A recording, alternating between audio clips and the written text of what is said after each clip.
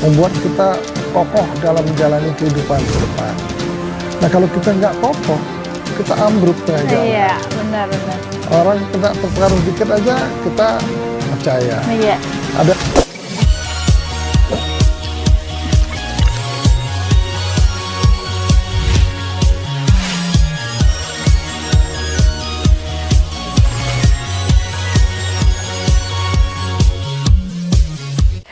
Halo semuanya, tepuk tangan dulu. Oke.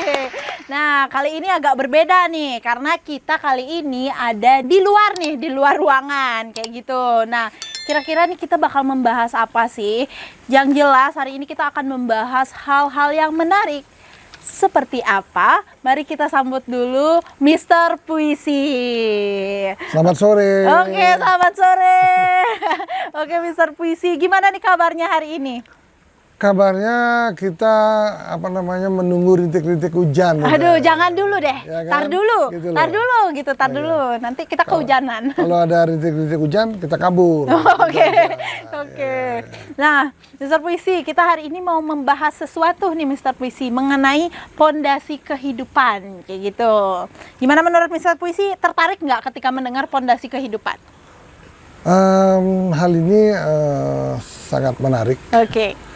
Karena setiap manusia itu harus mempunyai fondasi kehidupan Ya. untuk menjalani kehidupan sehari-hari untuk menuju ke depan. Oke. Nah, Mr. Puisi, apa sih itu sebenarnya pondasi kehidupan? Gini ya, fondasi kehidupan itu adalah fondasi untuk membuat kita kokoh. Oke. Kita untuk berbuat kita baik, mau untuk membuat kita tidak terpengaruh orang lain, Oke. membuat kita kokoh dalam menjalani kehidupan ke depan. Nah kalau kita nggak kokoh, kita ambruk tengah jalan. Iya, benar-benar. Orang kena terpengaruh dikit aja, kita percaya. Iya.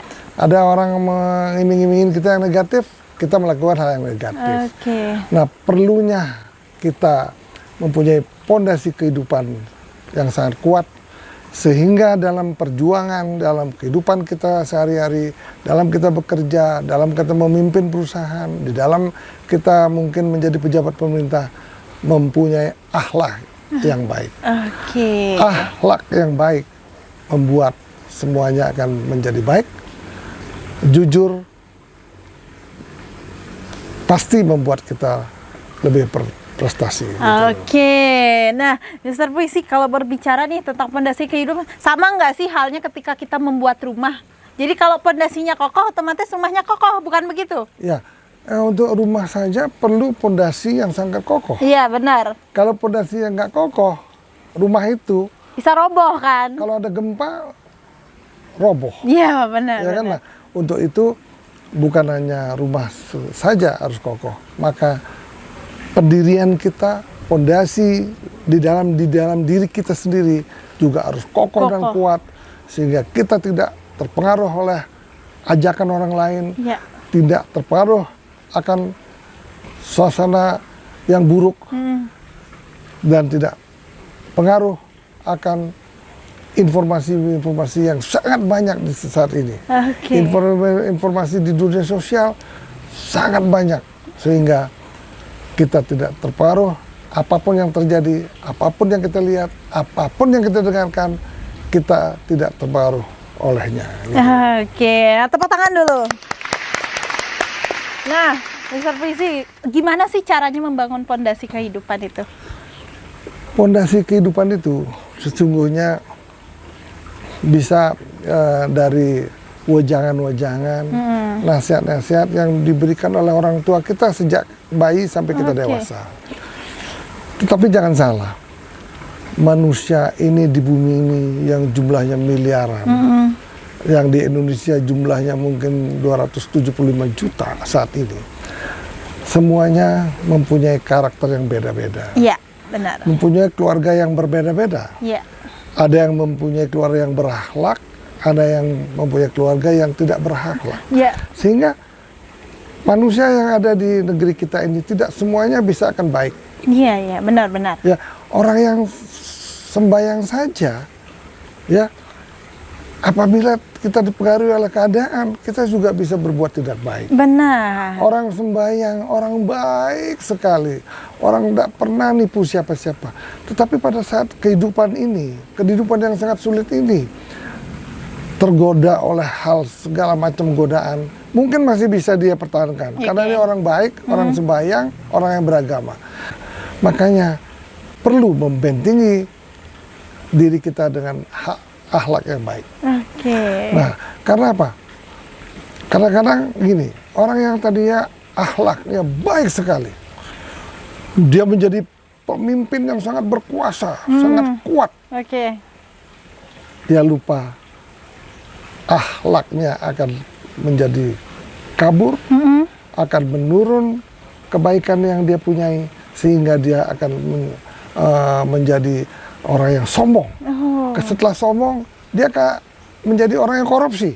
Nah, itulah kekuasaan yang sangat tinggi, kekuasaan yang sangat kuat, tidak bisa menyentuh, membuat orang korupsi. Karena itulah, jagalah dirimu sehingga kita tetap bisa mempertahankan akhlak yang kita miliki. Nah, berarti emang ini juga merupakan salah satu di mana kita membangun sebuah pondasi itu untuk menghindari hal-hal negatif itu ya, Mr. Puisi ya, supaya tidak terjadi gitu. Nah, berarti membangun pondasi itu memang dari kecil atau kita bisa membangunnya di saat usia kita yang udah gede nih, Mr. Puisi, atau memang tergantung kepada didikan waktu kecil, karena kan setiap orang tua cara mendidiknya berbeda gitu. Memang sejak bayi, sejak kecil sampai kanak-kanak sampai dewasa, pendidikan yang paling berarti dan paling diresapi oleh anak-anak adalah pendidikan orang tua kita. Iya, benar. Ya, kalau kita tiap hari dibisikin berbuat yang baik, berakhlak yang baik, tidak boleh sombong, tidak boleh nakal, tidak boleh curang dan lain-lain. Yakinlah pendidikan dari orang tua kita sendiri akan mampu merasuk dalam hati kita, sehingga kita menjadi orang yang baik. Kemudian selain pendidikan di rumah, perlu juga pendidikan sesuai dengan agama kita masing-masing. Semua agama akan mengajari kita dengan kebaikan. Tidak ada agama yang membuat kita menjadi buruk. Benar. Tidak membuat kita menjadi tidak baik. Ya, benar. Agama selalu mengajari kita kebaikan. Oke, nah, Mr. Puisi, berarti kalau berbicara soal pondasi kehidupan, banyak hal ya yang harus dilakukan untuk mengokohkan, gitulah istilahnya, mengokohkan diri kita. Nah, kalau Mr. Puisi sendiri nih, dari dahulu lah, dari Mr. Puisi kecil kayak gitu, gimana caranya Mr. Puisi membangun pondasi kehidupan sampai saat ini nih?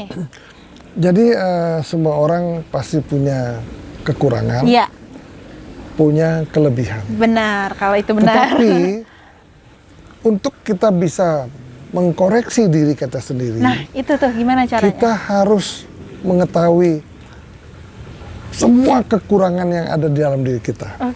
Nah itu yang susah, Mr. Puisi, karena susah banget. Katakan begini ya, kalau kita mengetahui kekurangan kita, di dalam diri kita sendiri banyak kekurangan, kita beretikat untuk bisa memperbaiki diri kita, kita harus merubah kekurangan yang ada. Contohnya, gimana itu? Saya sendiri ini mempunyai satu kekurangan yang serba ragu-ragu. Tetapi kita pelajari bagaimana kita jadi tidak ragu untuk memutuskan sesuatu. Nah, kita mau lompat aja kita ragu-ragu, akhirnya lompat jatuh kan? Iya, benar. Kalau kita udah tahu bahwa kita mempunyai sifat yang ragu-ragu, kita sebelum berbuat atau sebelum melaksanakan sesuatu, kita udah ketahu kekurangan kita apa? Kekurangan kita ragu-ragu. Kalau kita ragu-ragu pasti gagal.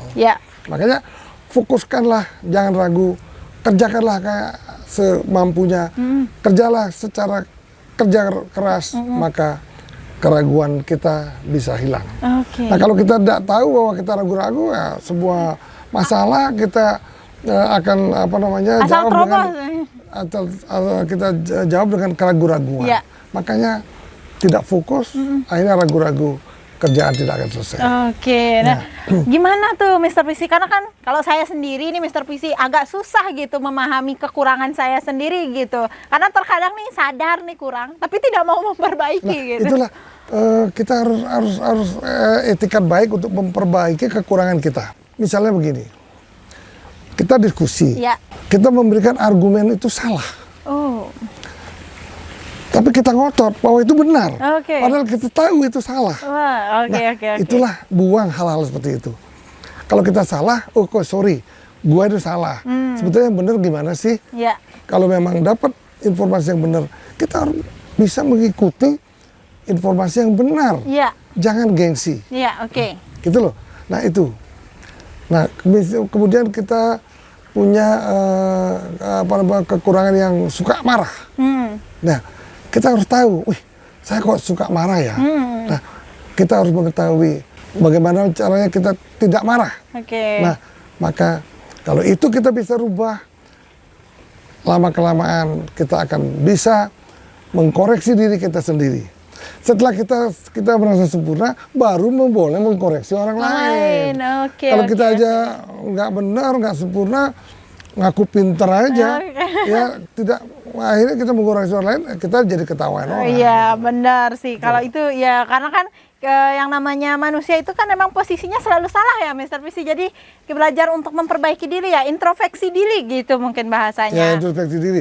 Kemudian semua orang nggak punya perasaan iri hati. Iya, jelas. Siapa sih yang nggak punya iri hati? Nggak ada, belum ada. Saya belum Tapi- pernah menemukan. Tapi kalau kita tahu diri kita Punya mempunyai iri perasaan hati. iri hati, mampu nggak kita menghilangkan rasa iri hati ya itu? Oke. Kalau kita mampu berjuang untuk mengalahkan segala macam iri hati yang ada dalam kita pasti berhasil. Oh, Kita tidak pernah iri kepada orang, heeh. sehingga yakinlah kita akan berhasil. Iya, oke. Nah, Mr. Visi, ada nggak sih hubungannya dari kita udah mengetahui nih kekurangan kita, terus kita juga udah menghilangkan rasa iri hati kita, kira-kira itu berhubungan banget nggak sih sama gimana caranya kita membangun fondasi dalam hidup kita? Ya itu banyak belajar, Iya. banyak baca buku, kita belajar bagaimana menata diri kita, Oke. yang baik kita harus tahu, yang kurang baik kita harus tahu. Kalau kita tahu baik buruknya sesuatu, maka kita akan bisa merubah diri kita menjadi yang lebih baik. Baik, oke. Nah, tadi mendengar Mr. Puisi bilang membaca buku nih, berarti Mr. Puisi emang hobi ya kah membaca buku gitu? Saya memang memilih-milih baca buku ya, Oke. misalnya buku-buku yang Inspirasi gitu. inspirasi, buku-buku yang membuat kita lebih inovatif, ada filosofi yang Ya. dari luar yang bagus, kita pelajari.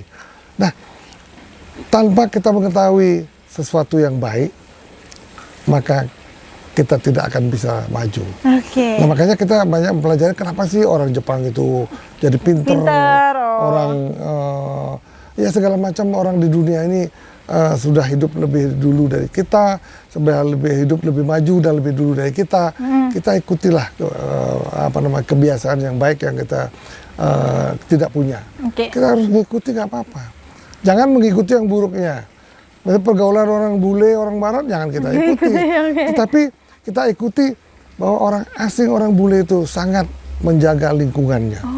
Nah kalau kita bakar sampah, dia marah. Ya, benar.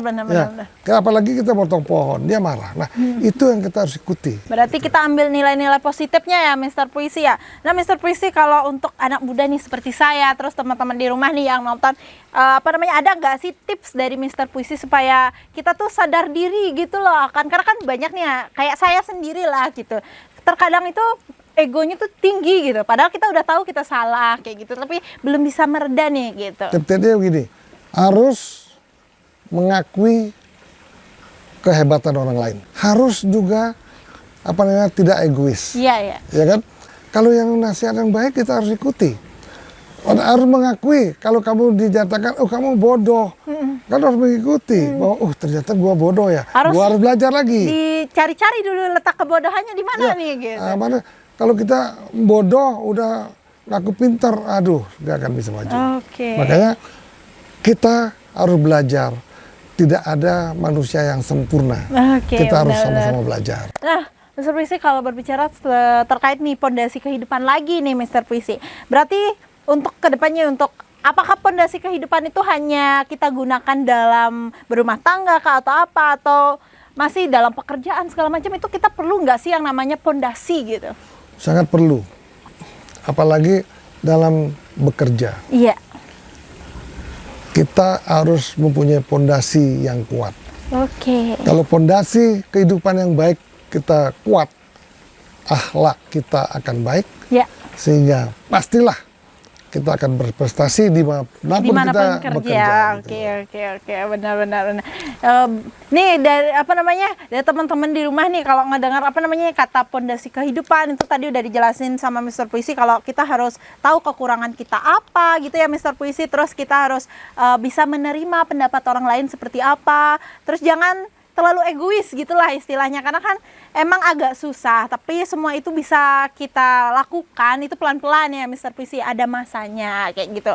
Nah Mr. Puisi, kalau ini terakhir nih, pertanyaan terakhir dari kita, karena mungkin situasinya nih Mr. Puisi udah agak mendung ini ya teman-teman di rumah. Jadi kalau Mr. Puisi terakhir, kita mau minta satu puisi deh dari Mr. Puisi untuk semangat hidup nih bagi orang teman-teman yang nonton di rumah. Kubiarkan mendung mulai datang di hadapan kita. Oke.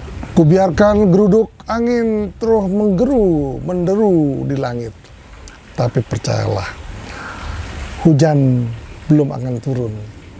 Karena aku ingin mendoakan seseorang yang kurang baik harus menjadi baik. Orang yang kurang sempurna akan menjadi sempurna. Demikian juga diri kita sendiri. Percayalah bahwa tidak ada orang yang sempurna di dunia ini.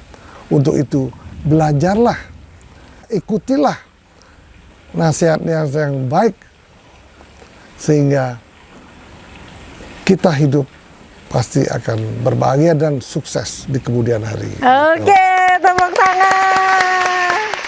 Oke, terima kasih Mr. Puisi buat waktunya. Kita udah berbincang-bincang mengenai pondasi kehidupan dan banyak banget hal-hal positif yang harus kita ambil dari bincang-bincang kita kali ini gitu. Nah buat teman-teman yang di rumah, terima kasih sudah menonton. Jangan lupa like, komen, dan subscribe channel Mr. Puisi. Dan nanti kita bakal kembali lagi nih ke channel Mr. Puisi dan menonton kembali bincang-bincang yang lainnya. Oke, terima kasih semuanya sudah menonton. Sampai jumpa. Sampai jumpa.